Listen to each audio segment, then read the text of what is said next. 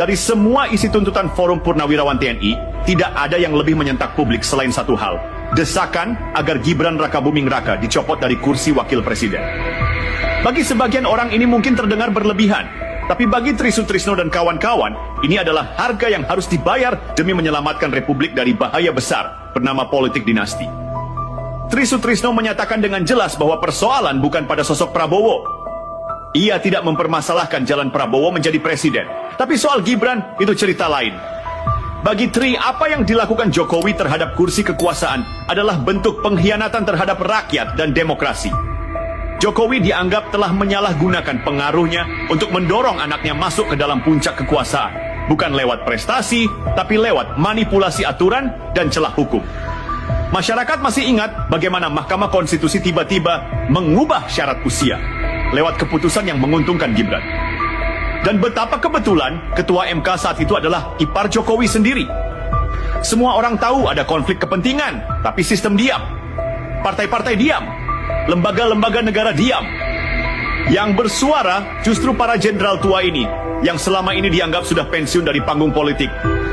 Dan itulah yang membuat suara mereka justru makin keras. Karena mereka tak punya kepentingan kekuasaan. Mereka bicara karena mereka muak. Karena mereka pernah mengangkat sumpah untuk membela negara, bukan membela keluarga penguasa. Dan kini mereka melihat negara sedang dikunci oleh satu keluarga yang terlalu lama duduk di singgasana.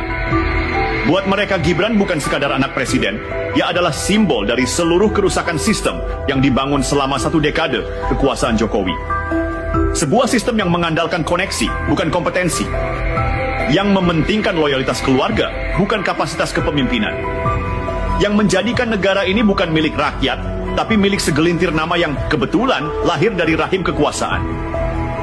Tri Sutrisno melihat semua ini sebagai bom waktu. Bukan hanya karena rakyat makin kehilangan kepercayaan, tapi karena sistem yang rusak ini akan diwariskan. Hari ini Gibran, besok bisa anak-anak elit lainnya. Kalau ini dibiarkan, maka Republik ini bukan lagi negara demokrasi, tapi negara pewarisan jabatan. Dan di pusat semua kekacauan ini, nama Jokowi terus berdiri kokoh.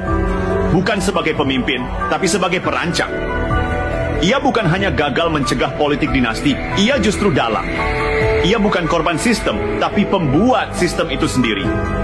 Di hadapan kenyataan ini, para purnawirawan memutuskan untuk tidak tinggal diam. Bukan karena mereka benci pada sosok tertentu, tapi karena mereka mencintai Republik ini.